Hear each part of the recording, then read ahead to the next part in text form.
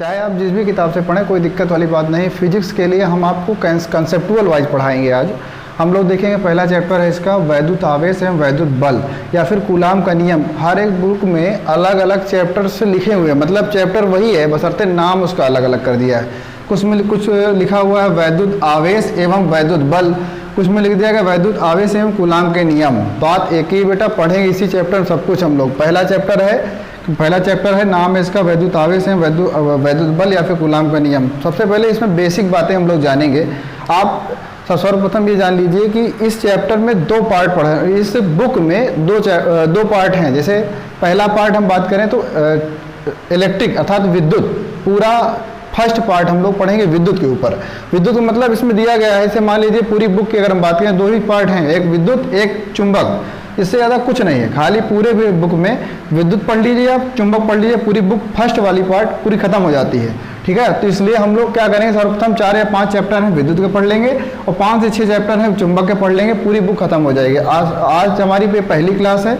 आप लोग इसको लाइक करें, शेयर करें। जो भी नए स्टूडेंट हैं वो हमारे चैनल को सब्सक्राइब कर लें। आपको कॉन्सेप्टुअल फिजिक्स पढ़ाई जाएगी, इसमें समाकलन और अवकलन वाला कोई झाम नहीं रहेगा। ठीक है, और आप किसी भी बुक से पढ़ें, इसमें कोई दिक्कत वाली बात नहीं कि आप मतलब चित्रा प्रकाशन की बुक लें या बालाजी लें या फिर कोई अदर बुक लें, कोई मतलब नहीं है।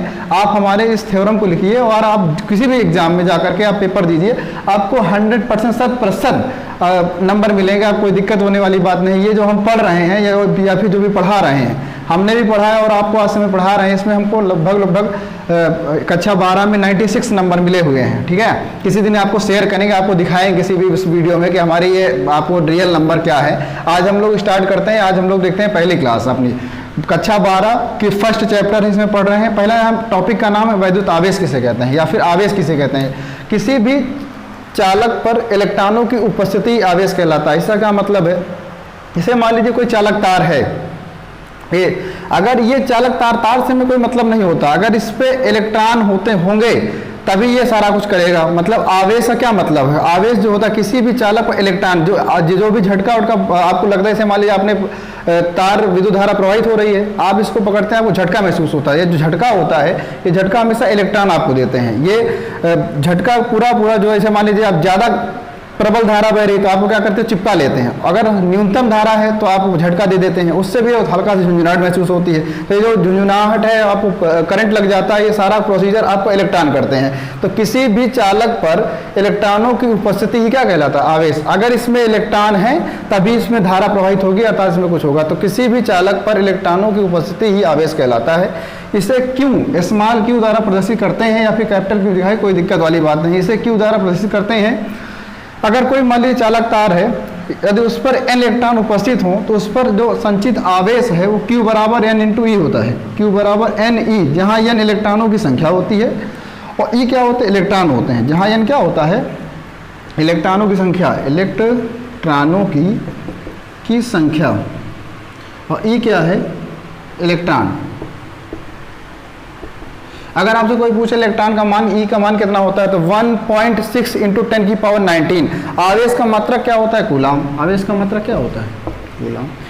इसलिए आप पहली मेन प्रायिकता ये है कि पहले आपसे अगर कोई पूछ ले वैद्युत आवेश, चैप्टर का नाम क्या है, वैद्युत आवेश, परिभाषा बताइए। आप कोई पूछ लेता है कूलाम का नियम, कूलाम चैप्टर का नाम है, कूलाम का नियम अगर चैप्टर का नाम अगर आपसे पूछ लेता है कूलाम का नियम बताइए, आप नहीं बता पाते, कितनी शर्मिंदगी महसूस होती है। आप हमारे द्वारा पढ़ाए गए वीडियो को आप कॉपी में नोट करते रहिए, उसके बाद आप धीरे धीरे उसको आप रिवाइज करेंगे ना, तो आपको सारी चीज़ आराम से तैयार हो जाएगी। सबसे पहला आवेश किसे कहते हैं, किसी भी चालक पर इलेक्ट्रॉन है बेटा, जो कि करंट मारता है, करंट लगता है, करंट सारा जो झटका महसूस होता है वो इलेक्ट्रॉन के द्वारा ही महसूस होता है। किसी भी चालक पर इलेक्ट्रॉनों की उपस्थिति क्या कहलाते हैं, आवेश कहलाता है। इसे क्यू द्वारा प्रदर्शित करते हैं।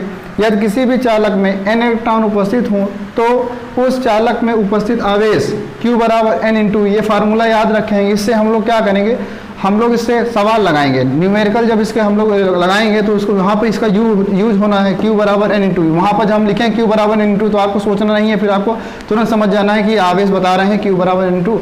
जहाँ E का मान होता है 1.6 इंटू 10 की पावर 19। इतना आप नोट कर लेंगे। वीडियो रोक करके हम लोग आगे चलते हैं।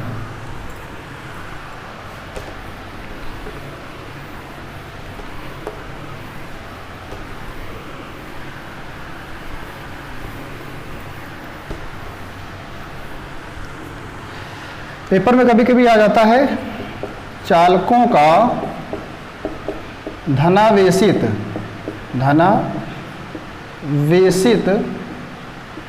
या ऋणावेशित होना,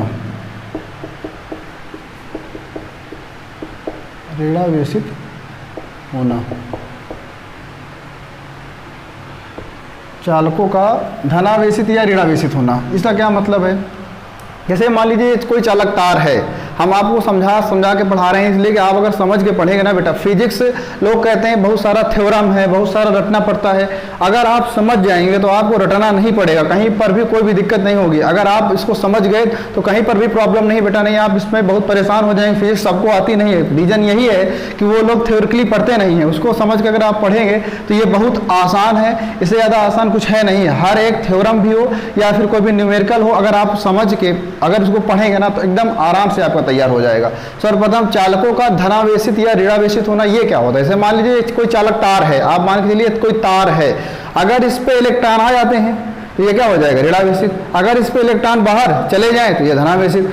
इलेक्ट्रॉन आ जाएं तो ऋणावेशित, इलेक्ट्रॉन चले जाएं तो धनावेशित। इलेक्ट्रॉन पर कैसा आवेश पाया जाता है? ऋणावेश। इलेक्ट्रॉन पर कैसा आवेश? ऋणावेश।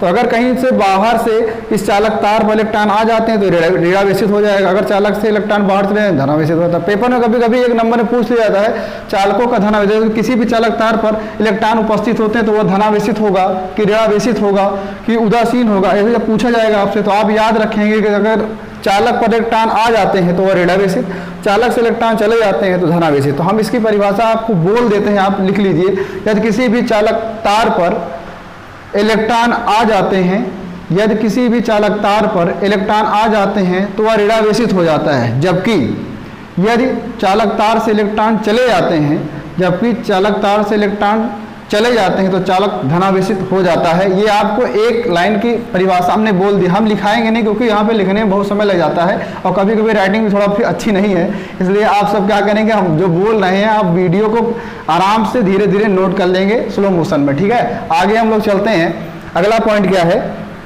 वैद्युत धारा किसे कहते हैं? पेपर में ये बहुत बार आई परिभाषा कि वैद्युत धारा से आपका समझते हैं। वैद्युत धारा क्या है? वैद्युत धारा क्या है? इसकी परिभाषा अगर हम बात करें, फार्मूला Q बराबर I इंटू टी होता है। Q बराबर I इंटू टी होता है। अगर ये फार्मूला आपको याद रखना है, Q बराबर I इंटू टी। अगर ये I क्या है? धारा। I क्या है? धारा। इसका मात्रा क्या होता है? एम्पियर। अगर ये गुणा में इधर आएगा भाग में तो I बराबर हो जाता है Q अपॉन टी। तो परिभाषा क्या होती है? किसी भी चालक तार में या फिर किसी भी चालक में प्रति सेकंड, प्रति मतलब होता है बटा, समय का मतलब सेकंड, प्रति सेकंड प्रवाहित होने वाले आवेश को, ये प्रति सेकंड प्रवाहित होने वाले आवेश को क्या कहते हैं? वैद्युत धारा कहते हैं। किसी भी चालक में प्रति सेकंड प्रवाहित आवेश को वैद्युत धारा कहते हैं। किसी भी चालक में, किसी भी चालक तार में प्रति सेकंड प्रवाहित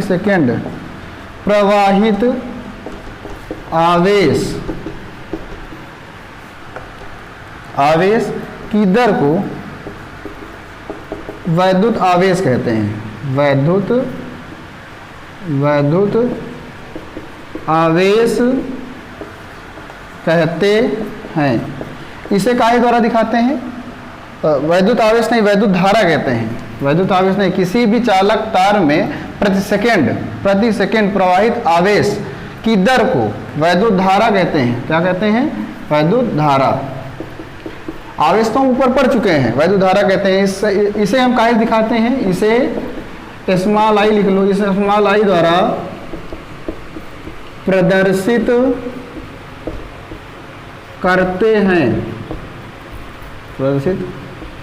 करते हैं। ज़्यादातर आप सुन कर लिखने का प्रयास करें, देख कर नहीं। जो हम बोल रहे हैं, किसी भी चालक तार में प्रति सेकंड प्रवाहित आवेश की दर को विद्युत धारा कहते हैं। इसे हम लोग I द्वारा दिखाते हैं। इसका मात्रक क्या होता है? एम्पियर। इसका मात्रक क्या होता है? एम्पियर। आगे चलते हैं हम लोग।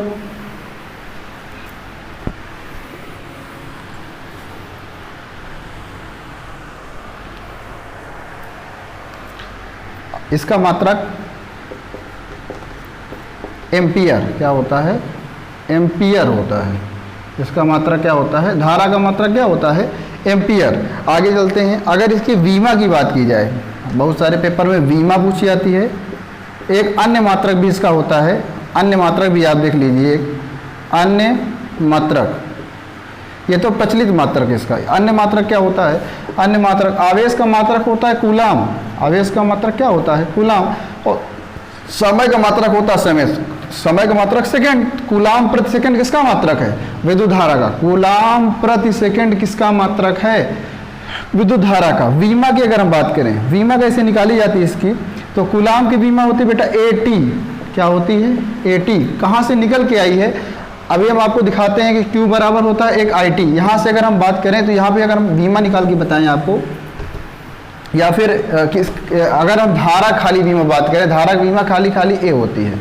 अगर हम IT की बात है, Q बराबर IT, अगर पूछे आवेश की वीमा भी आगे नहीं निकलवाएगा तो यही देख लीजिए आप। अगर आपसे कोई पूछ ले कि आवेश की बीमा क्या होती है, तो Q बराबर होता है IT। अब यहाँ से हमको धारा की बीमा पता चल गई क्या होती है? A। तो यहाँ हम लोग रखेंगे तो यहाँ हो जाएगा A, और यहाँ पे क्या हो जाएगा? समय का T। AT किसकी बीमा है? आवेश की। AT का है कि बीमा किसकी बीमा है?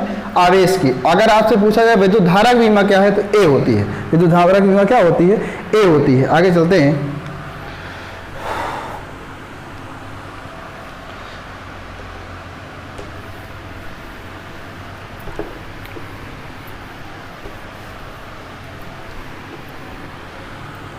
आगे हम लोग देखते हैं, कभी कभी पूछ लेता है कि कैसी राशि है, राशि कैसी है, तो ये एक राशि पूछ लेता है। वैद्युत धारा कैसी राशि है? वैद्युत धारा की राशि पूछ लेता है कि राशि कैसी है। राशि का मतलब सदिश राशि है कि अदिश राशि है, तो ये एक अदिश राशि है। कैसी राशि है भैया? अदिश राशि है। अदिश राशि है। आगे चलते हैं हम लोग, देखते हैं कूलाम का नियम। आगे क्या पढ़ेंगे हम लोग? मोस्ट इंपॉर्टेंट डाल लीजिए। और कूलाम का नियम पूरे चैप्टर में मेन क्या है? कूलाम का नियम। कूलाम का नियम किसी किसी बुक में तो इसका नाम ही है कूलाम का नियम। कूलाम का नियम।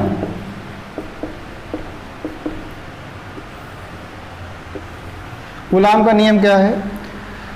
निर्वात में, पूरी भाषा लिखना इसमें, निर्वात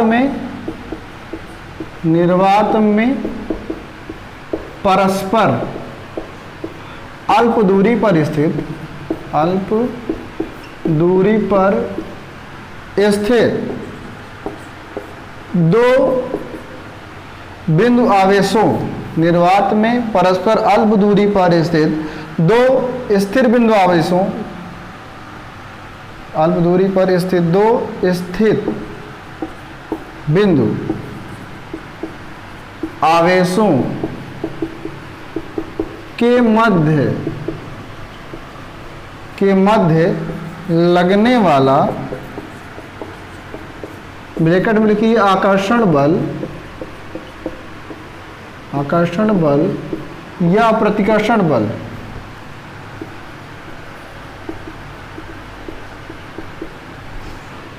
आकर्षण बल या प्रतिकर्षण बल, आकर्षण बल, उन दोनों आवेशों के, उन दोनों आवेशों के गुणनफल के अनुक्रमानुपाती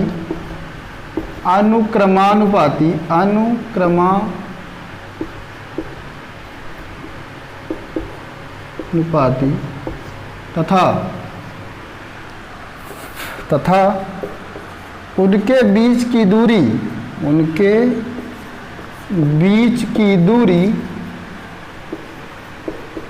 के वर्ग के व्युत्क्रमानुपाती होता है। दूरी के वर्ग के व्युत्क्रमानुपाती होता है। व्युत्क्रमानुपाती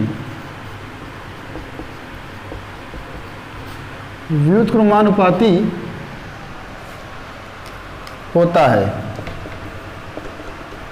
एक बार हम बोल देते हैं, शायद आपको राइटिंग थोड़ा सा गड़बड़ है, तो राइटिंग के लिए क्षमा प्रार्थी हैं, आप सुनते रहिए और बराबर सुन के लिख लीजिए आप, क्योंकि आप तो लिखने में वैसे भी माहिर हैं, हमें पता है आप सबको, तो आप सब लिख लीजिए, खाली हम बोल देते हैं। कूलाम का नियम, निर्वात में परस्पर अल्प दूरी पर स्थित दो स्थिर बिंदु आवेशों के मध्य लगने वाला आकर्षण बल व प्रतिकर्षण बल उन दोनों आवेशों के गुणनफल के अनुमानुपाती तथा उनके बीच की दूरी के वर्ग के व्युत्क्रमानुपाती होता है। हम इसको आपको डायग्राम से समझाएंगे, खाली आप एक बार परिभाषा लिख लीजिए अपने कॉपी में कि निर्वात में परस्पर अल्प दूरी पर स्थित दो स्थिर बिंदु आवेशों के मध्य लगने वाला वैद्युत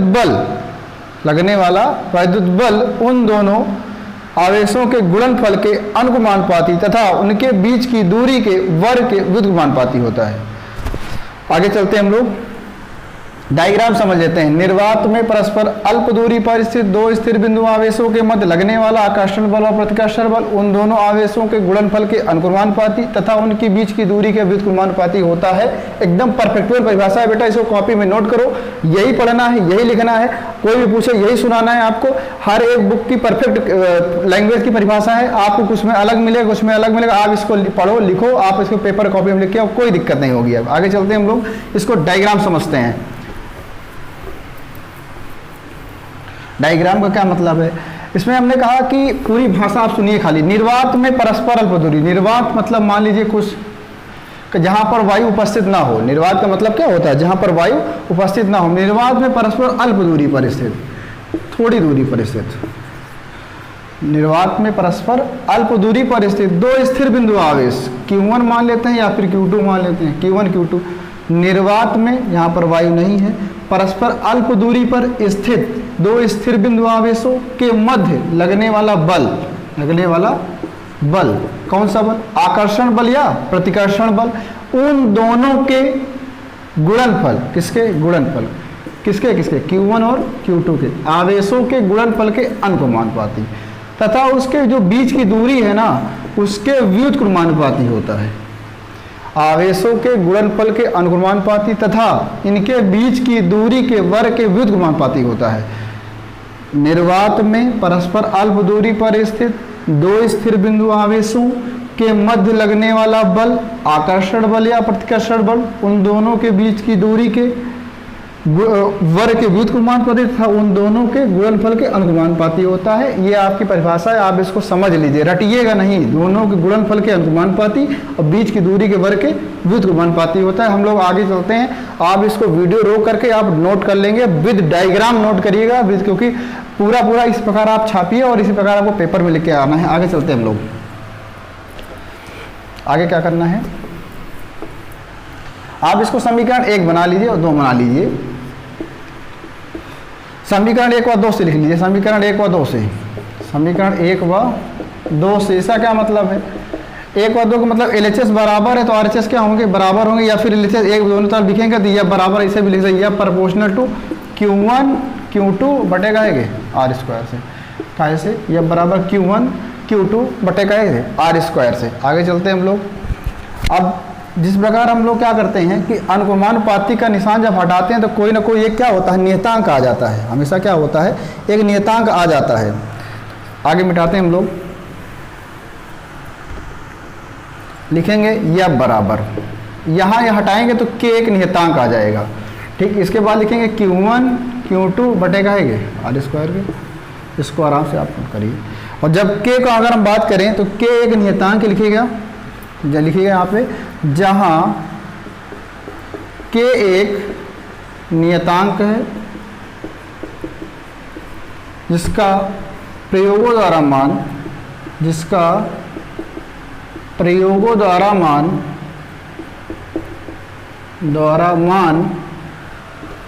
मान इसके स्थान पर 2 चीज़ रखा जाता है, एक या फिर एक लीजिए 1/4 पाई, या फिर ऐसे 9 × 10⁻9 न्यूटन मीटर स्क्वायर प्रति कूलाम स्क्वायर। आप लिख लीजिएगा, ये न्यूटन मीटर स्क्वायर प्रति कूलाम स्क्वायर होता है। एक बार पुनः समझाने का प्रयास करेंगे, दोनों को आप लोग देखेंगे तो यह प्रोपोर्शनल टू Q1 Q2 बटे कहेंगे R स्क्वायर के, अनुक्रमानुपाती हो जब इसको हटाते हैं तो वहाँ एक नियतांक आता है, जहाँ के एक नियतांक है जिसका प्रयोगों द्वारा इसका मान रखा गया 9 × 10⁹ न्यूटन मीटर स्क्वायर प्रति कूलम। अभी हम आपको ये भी बताएंगे ये मात्रक आया कहाँ से, ठीक है। आप अभी इसको देख लीजिए, समझ लीजिए, हम लोग आगे चलते हैं। अब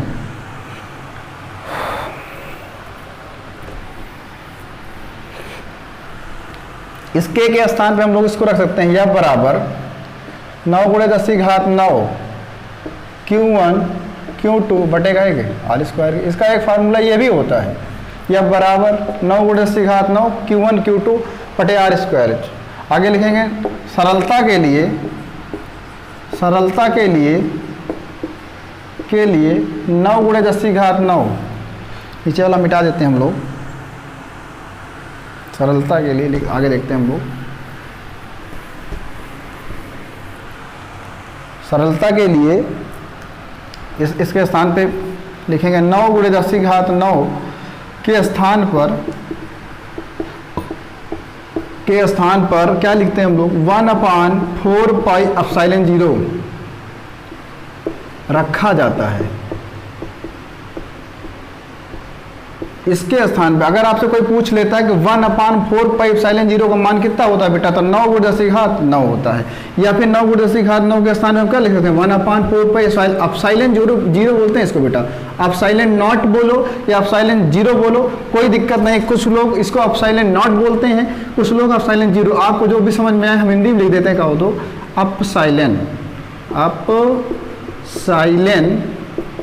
नॉट बोले या फिर 0 बोले, ε0 बोलो, कोई दिक्कत नहीं बेटा, ठीक है। 1/4πε0 या ε0 रखा जाता है, तो इसके स्थान पे जब हम रखेंगे तो यह बराबर 1/4πε0 Q1 Q2 बटे r²। यही है कूलाम का सूत्र, यही क्या है कूलाम का नियम, यही क्या है कूलाम का सूत्र, यही कूलाम का सूत्र या फिर नियम है। आप समझ गए होंगे, आशा करते हैं आपको कुछ ना कुछ अच्छे तरीके से पहले से बेटर मिला होगा। आप रेगुलर हमसे जुड़े रहिए। जो भी लड़के फिजिक्स में समझ में नहीं आ रहा उनसे प्लीज़ एक बार निवेदन है कि आप हमारी क्लास से जुड़ें।